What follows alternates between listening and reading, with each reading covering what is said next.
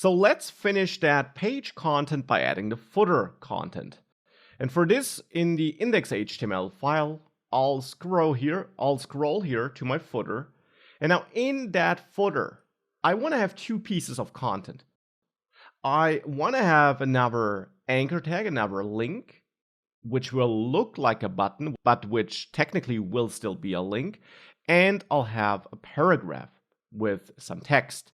And the text here is simply a little copyright symbol and then my company name. Of course, you can plug your name in there because you created your page. Now for the link, the text will be download PDF summary. And that is now a link which we haven't created like this before, but which you maybe were able to figure out. If not, it's no problem. But you can add links which don't just point at other pages, but you can also instead point at a file which lives in your project folder, or in general, point at a URL that loads a file instead of an HTML page. And here, I want to point at this PDF document, so the ref attribute just takes this PDF document file name, including the extension, as a value, and that now points at this PDF file instead of an HTML file. And that is perfectly fine. You can point at anything and a link to that file will be created. And if you point at a HTML file or a page that loads a HTML file ultimately, the browser will navigate there and display that page. If you point at some other file, like a PDF file, then the browser will simply download that file for you, open the download window, or if it's able, just preview that file in the browser. And for PDF files, it turns out that modern browsers typically can preview this. So if we save this and we go back, if I click on download PDF summary, that file is opened and previewed in that browser here. So that's how we can construct such a link to a file here. Now here's one new thing which we haven't used before. If I want to create a link that actually is opened in a new browser window, in a new tab, then we can tell the browser to open that link in a new tab by also adding the target attribute. And the default value here is _self, which would instruct the browser to open that file in the existing tab. And that's the default, so we don't need to set this. But if we want to open the content in a new tab, we set target to _blank. And that will then open a new blank tab into which that content is loaded. So if I add this attribute here and save this, if I click on this link again, now you see the existing page is kept open and that document was opened in a new page, in a new tab. And that's a little addition which is worth knowing, which is why I also wanted to show it here. Now with that, we got the content in place, and I pressed this auto format shortcut to format it such that it's a bit more readable. But now I also want to style that content, of course. And for example, the footer content also should be centered. But in addition, I also want to style the link in there differently and also change the text color of this copyright text a little bit. And to achieve all of that, we need to go back to the styles CSS file. Here, I now will scroll up to my type selectors here and also target the footer tag like this. Now to align the content, we can use text align center. Text align center instead of margin auto because it's text content which I want to center. I want to center this link text and this paragraph text. So I'm not interested in centering the footer overall. I don't care about that. I just want to center the content of the footer. And since that is all inline content, I can work with text align center. Now I also want to target the paragraph in there, and change the text color of that paragraph and actually also add a little bit of margin to the top. Now for this, I can't use the P selector like this because that would select all paragraphs on the page. And I only want to select the paragraph here in the footer. And therefore we can again use the combinator we saw in action before, where I write footer white space P to select all P elements inside of footer elements and only style those with the styles I'm defining here. And then here I can set a text color with the color property, and I'll set it to RGB 131113149, which is one of the colors I came up with. As always, you can of course use your colors. And I'll set margin top to 30 pixels. And here I'm only targeting the top margin because since it will be centered, I'm not caring about left and right margin anyways. And since there won't be any content below this paragraph, I also don't care about bottom margin. I only want to have more distance to that link. So the top margin is the only thing I want to set here.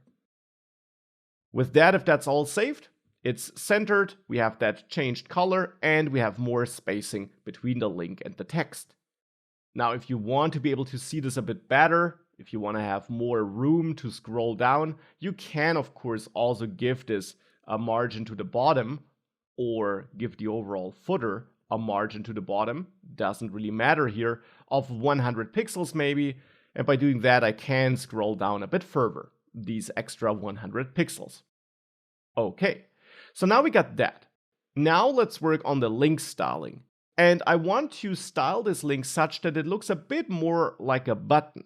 But I'm not using any other HTML element here. I will use the anchor element. I just want to change the styles. And I only want to select this link to look like a button, not the other links. Therefore, I only want to select this link in the footer. And now we got different options here. I can, of course, now use footer A to select only links in the footer.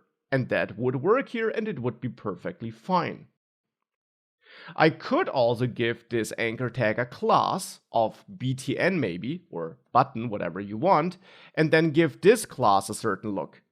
This could be useful if we have more links or more elements on this page that should share one and the same style. It's not the case here, but it would not be unrealistic that you're building a web page which has multiple links that should look like buttons. And then such a class here could be useful. Since it's here, however, the only link that should look like this, we could also give it an ID and select this. And all those options would be fine and viable. As so often in web development, you will have more than one way of solving a certain problem and achieving a certain look. Here, I will, however, simply select with footer A, so with this combinator to select all links in a footer, since that's the only footer and the only link I have in there, that will only select that link. And therefore I will use that here, and then I'll write my styles for that link here. And now to achieve this button look, I'll just set some padding here of 12 pixels and 20 pixels. So 12 pixels top and bottom, 20 pixels left and right. And then give it a border radius of 8 pixels maybe. And then some background color of RGB 250 20139. And a text color of RGB 66 514. And of course, feel free to experiment with those styles. Use different values or style more things. It's your code, so definitely play around with it and experiment. That is just the styling I will use here. Now I also want to have certain extra styles which are applied when we're hovering over it or when it's active, so when we keep it pressed. And therefore I'll add another rule where I select anchor elements in a footer which are hovered with help of the hover pseudo selector, or anchor elements in a footer which are active with the active pseudo selector.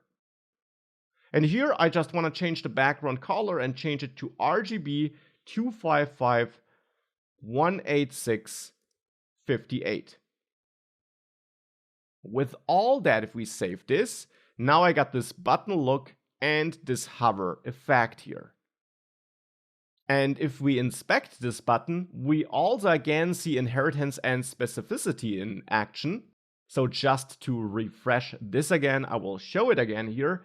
This anchor tag in the footer actually is affected by the browser default styles. Well, first of all, it's affected by the body, from which it inherits the font family, for example. Then it's affected by the footer, from which it gets the center text alignment. Margin bottom and background color are not inheritable properties, so they aren't inherited. Then we got the browser default styles, which except for cursor pointer are all not applied because we overrode them. Because we have our own anchor tag selector where we override text decoration and then set a color, background color, padding, and border radius. And that's this anchor selector which we defined up here. That's the anchor selector which is responsible for the styles of these other anchor elements. Here, this button element in the footer should have a very different style, so we added another CSS rule which overrides most of those properties from the default anchor tag rule because of higher specificity. Footer A has higher specificity, for example for the color, because footer A is more specific, because selecting anchor tags which are in a footer is a more specific way of selecting things than just all anchor tags. If I say the guy in the blue shirt, it's more specific than saying the guy over there or all guys. I'm targeting a specific guy by the color of his shirt. So that's the idea of specificity here. And hence we now got this specific button look here on this footer anchor tag. And that's just again a refresher which I wanted to add here to make these concepts of inheritance and specificity super clear. And therefore now all the styles are done. That's the final look of this page which I want to have. That's the final look I showed you at the beginning, but that's not the final state of this project. Instead, now I want to introduce a few selected special HTML elements and when you might want to use them.